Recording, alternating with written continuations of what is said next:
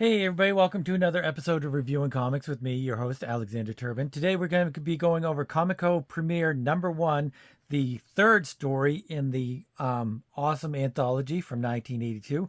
But before we get into that, I'd like to show you some of my own work. This is Random Access number 36, and it's the special Inktober edition, and it has different artwork by artists that have done the Inktober prompts that were handed out during the month, and that was super fun, and I'm hoping to do that next year as well. But there's some awesome artwork in here that isn't tied to the Inktober.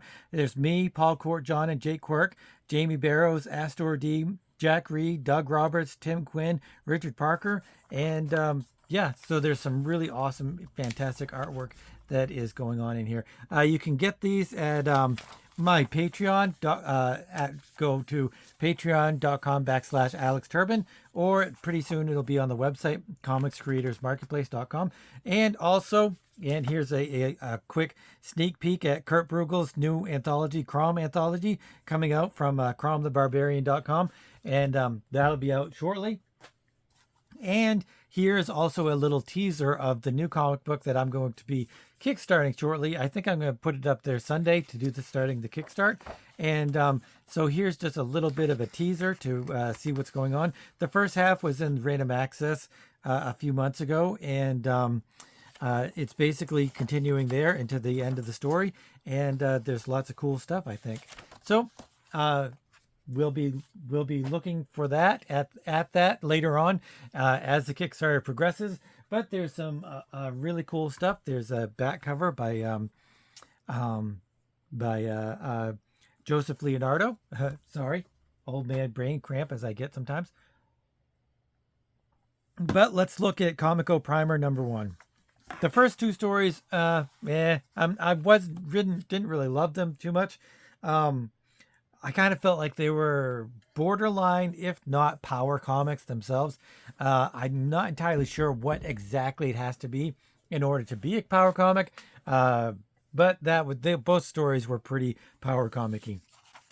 The main thing about them being power comics is that they were very confusing. There were very confusing parts, both because of the art and because of the writing and the storytelling and the characters and all that stuff. There was a lot of show don't tell, which is bad for comics as far as I'm concerned, unless it's done, in a very specific way. However, Mr. Justice, this is the third story, and I really like it. I really love it, and it's not a power comic. It's a love letter to Jack Kirby, which how can you ever go wrong with a love letter to Jack Kirby? So let's get in on this action, and then we'll go back and look at the writing and the art and stuff. But I'm going to start at the very beginning and read this first page, and then we'll go on from there. Are you scared? If not, you should be, because, reader, the horrors and unthinkable nightmares that exist in the pages of this comic book, such as this, will, in the years to come, become realities. It is for this reason, the threat of inconceivable menace, that the future will hold protectors such as Mr. Justice, international of the International Security Network. So it starts with all of these modern horrors, and one of the big modern horrors is these robots. We got robots coming. We got robots coming for the good or ill. Maybe some of you have seen the home robot that they're selling for $20,000. There's a lot of different aspects about it. Like the demo that they had was a guy in the other room using his virtual reality helmet to make the robot do stuff. But I think we're only a few years from really a robot being able to do pretty much everything that it did. It loaded the dishwasher, took like 5 minutes. It got somebody water. I think it did some laundry. But it took a long amount of time. Like I said, it was a guy using virtual reality helmet. But that stuff is right on the horizon, and I am excited. I don't think that there's going to be a robot rebellion. I do, however, think everyone's going to lose their jobs. So I hope everybody is prepared for all of that kind of horrible outcome, because it really is going to happen between AI and robots and automation. we're all pretty much going to be Star Trek bound. Whereas, in Star Trek, they became um, free of work because of the replicator. And, you if you don't need food or you don't need any, you can replicate anything, then why do you need to work? But they had a war, and they had times when I think that everybody lost their jobs. Although the replicator, I don't think was put into the Star Trek universe until Enterprise. If anybody knows differently, let me know. But I thought that there was an episode in Enterprise where Archer and the crew swapped technology with an alien race, and one of the things they got was the replicator. But I might have to go rewatch those episodes just because I love Enterprise anyway. That's like one of my favorites of all the Star Treks. But anyway, you're not here to listen to me talk about Star Trek. You're here to watch and listen about Mr. Justice. So let me read the rest of this page and we'll get into it. But super, super inspired by Jack Kirby, and there's even more so later on. These metro city slums are really abysmal, but I can't think of a better place for the rendezvous with the intersect. If the boys back at the CIA could see me now, Doug direct, on my way to becoming a super spy. Like he wasn't a super spy with the CIA? That's kind of weird. That vagrant ahead must be my initial contact. Excuse me, sir, but could you direct me to the nearest intersection? Written and drawn and edited and lettered and inked, by Vince Argandezzi. I don't think that there was ever a continuation of this story anywhere else, either in its own comic book. Like this one, Slaughterman. I think Slaughterman had an issue #1, and also AZ had an issue of #1. So I don't think they went beyond that, but I don't think there was a Mr. Justice #1. If there was, please somebody direct me to it because I would actually like to buy it. The vagrant slowly turns his head to reveal an android. You've given the correct secret code. Now spread the android's coat to reveal a series of buttons. Yeah, good thing that's not a female android. Done. Press this code 3172. Done. Now stand back.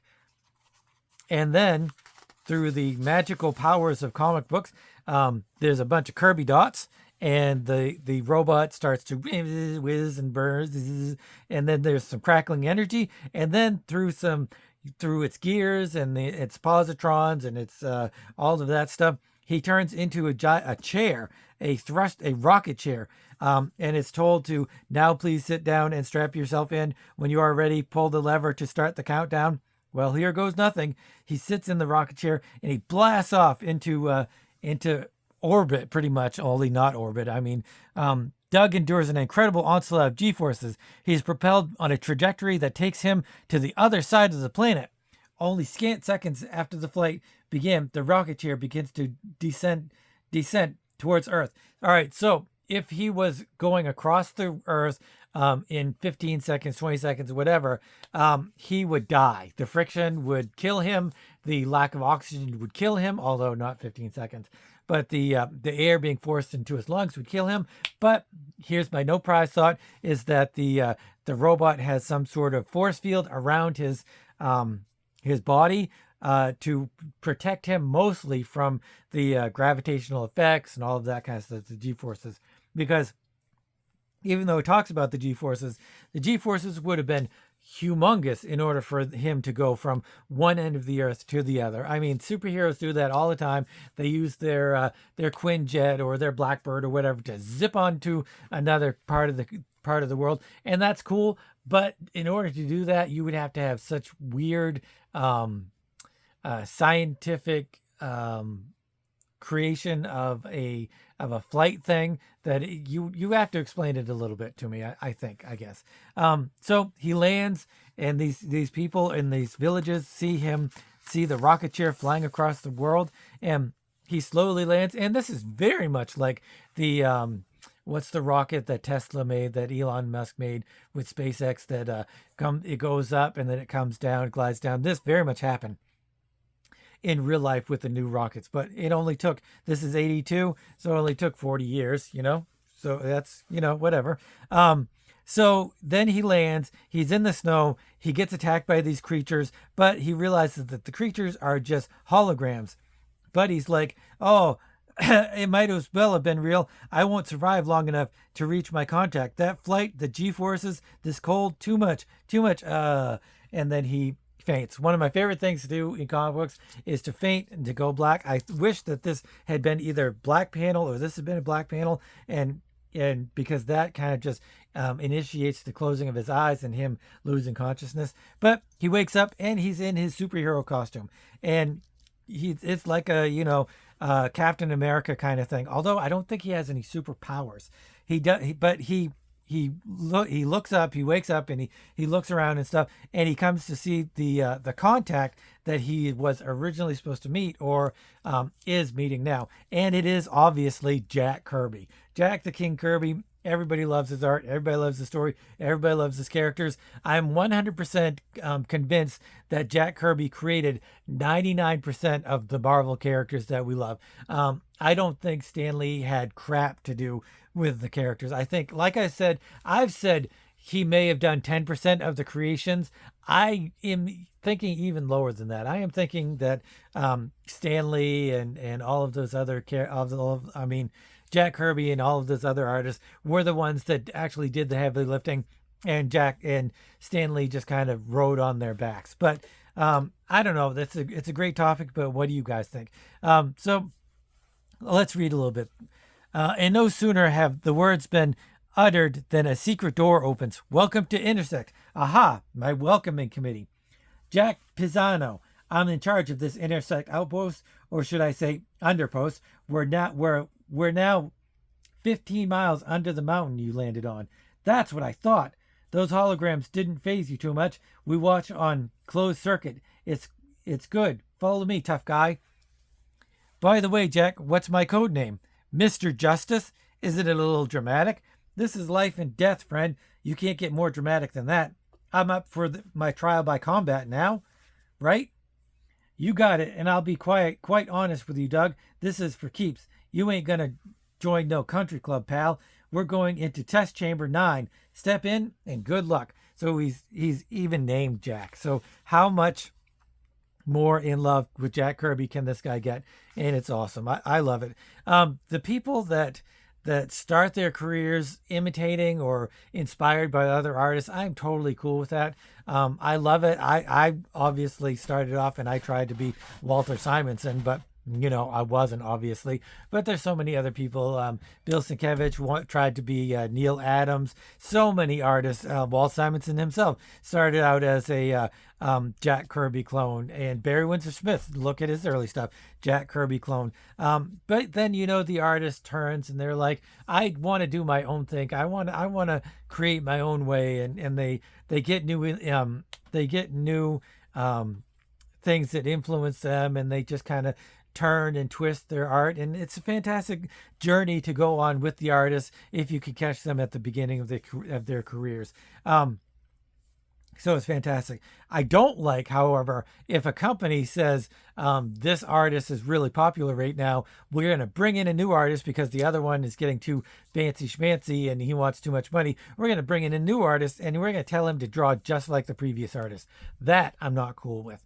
But anyway, they head up into this chamber, and Jack whips out these gloves, or he has these gloves, and they're kind of talking about these gloves, which is weird. And he just kind of throws them around. He's got like superhero gloves, and he lands. Mr. Justice lands against this rubber wall or something, and then he bounces back. And he's like, "I'm going to attack you now, whatever." And so, but so are mine, Mr. Justice. Let the test begin. Jack reaches for a switch on the wall near him. A panel in the ceiling opens up. Out fly Destructo droids. See if your clinches can handle these. So Mr. Justice then starts to fight these Destructo droids, which are basically the things from Star Wars that Luke Skywalker tests his Jedi tricks with, or in his lightsaber with, in the beginning of A New Hope. And but Mr. Justice, and one of the great things that this comic has over this, or this story has over the previous two, is that when he whips out something that or does something unusual, he explains where it came from, how he's doing it. Like this previous thing, he says, leave it to intersect. It's like something out of old gets. Oh, all right, wait. I've got only seconds till they get down here. Only one thing to do. They primed me on the suit and all its functions when I left the CIA. Yep, explosives in my heel. One high intensity, one low. Leave it to intersect. It's like something out of the old Get Smart TV show. So he's got like bombs or something in his suit. But it also explains how he knows all of this stuff because they gave him a little bit of a lesson before he left the CIA. Fantastic panel here. He throws it, explodes. This is basically a danger room session where there's these glowing things, these hover balls or whatever, and they have to use his different ways to destroy it. Like he knocks out the radar or the controller thing, whereas he's the controller on top of each one, and so he has them smash into each other. And then he grabs the gun turret for whatever it is from the one that's destroyed, and he uses that as a gun. And he's about to destroy the other one when it catches him unaware. The other one catches him unaware, but before he dies, good old Jack Kirby here smashes it, blows it up with his gun, and Mr. Justice is angry. He's like, "But you said it was for keeps. Why did you mess with my head? What do you mean? You weren't exactly playing tiddlywinks. I had to make you think your life was on the line. It was a trick to get you working at your maximum performance, okay? Now here, have one of my cigars." "No, thank you." "So you don't smoke cigars, huh? Well, nobody's perfect. Just ease up. It's done now, Mr. Justice. Come on. Time to meet the big brass, you know?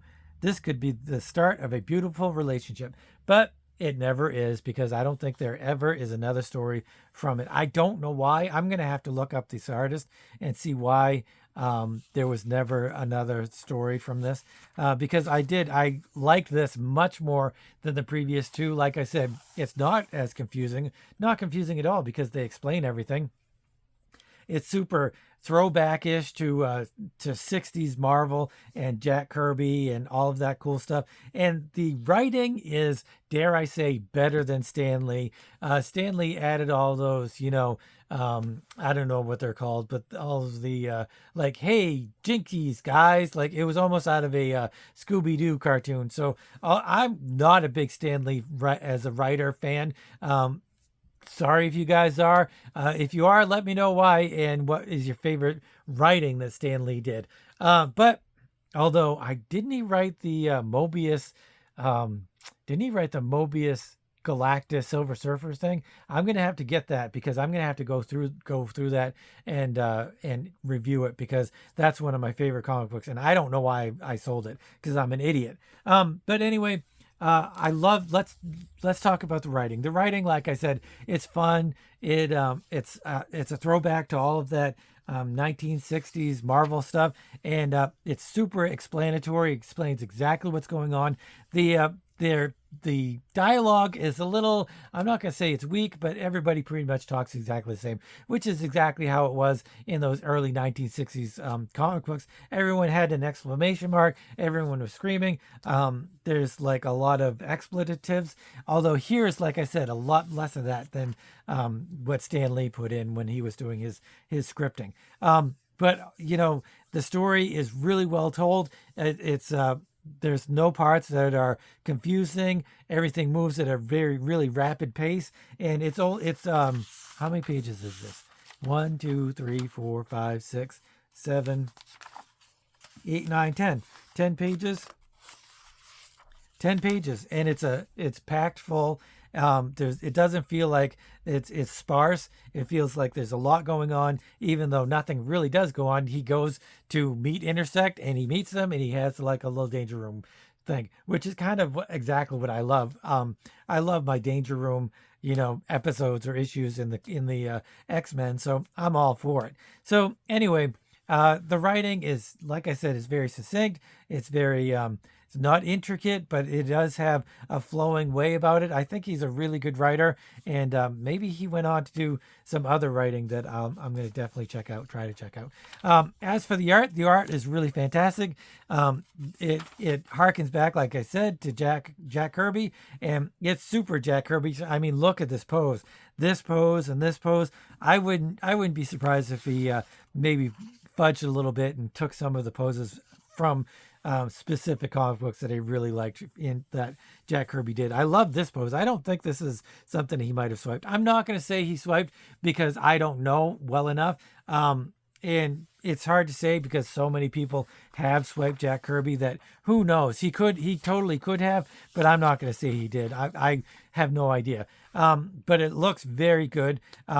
I don't think he did swipe him. I think this is just a super homage to Jack Kirby, and I really enjoy it. So the art is really fantastic. My only complaint with the art is that the background's super sparse. Like there's this mountain range and it's barely mountainous. Here's this mountain and there's just one horizon line. And backgrounds, even if you only have one horizon line, that's perfectly okay. Here's a little bit of a background. This is the only background really from the whole thing, because once he's in the danger room or whatever it is, the testing room, there's no background whatsoever. It's kind of okay because these characters fill the panels and fill the page really nicely. But I would have liked to have seen a little bit of background, especially in these last 4 panels and these last 2 panels. Like I'd like to see what it is exactly. I think there is a here. It kind of shows it, so it has an establishing shot of the background, which is pretty cool. I would have liked a little bit more. It doesn't have to be a lot more, and just horizon lines are okay, but have some technical gobbledygook in there to kind of show that it is what it is. So other than that, little gripe, I love the art in this. I love this Jack Kirby inspired stuff. I'm not the biggest Jack Kirby fan, as you guys know, but he's the king for a reason, and he's fantastic. So anyway, Mr. Justice, part of Comico Primer #1. I am going to give it a... There's one more story after this. I'm going to give it a 8. I'm going to give it an 8. I don't know. I can't remember what I gave the other stories, but it couldn't have been that high. If they were 8s, then I would give this a 9. So I might have to go back and rewatch those episodes and see what I gave them for a score. But I'm going to give this an 8. I could even go further than that. I could go 8.5 or 9. But that's 9. Once you're hitting into 9 territory, once you're going into 8.5 to 9, it has to be, the comic book has to be something really special. And even though I love this, I think it's great. I love how it harkens back to all of the stuff that's cool. It's not quite the fantastic stuff that I really need for it to be after over an 8. So anyway, the story, Mr. Justice. Like I said, I'm going to give it an 8. I would, if there was a Mr. Justice comic book by itself, I would totally go and get it. So anyway, thanks for watching. If you're new to the channel, this is the kind of stuff I do. I go through indie comics from 70s, 80s, 90s, and beyond, and really anything that has any kind of artistic value or, makes me feel how I used to feel when I would come home from the comic book store and I would, start reading my comics as fast as I could because I was really excited. Anything that, brings back that kind of a feeling is what I go through. So if you check this out, if you have a Comico Primer #1, or if you've read these stories, please let me know what you think, especially that Mr. Justice, because I really liked it and I'd love to hear what you guys think about it.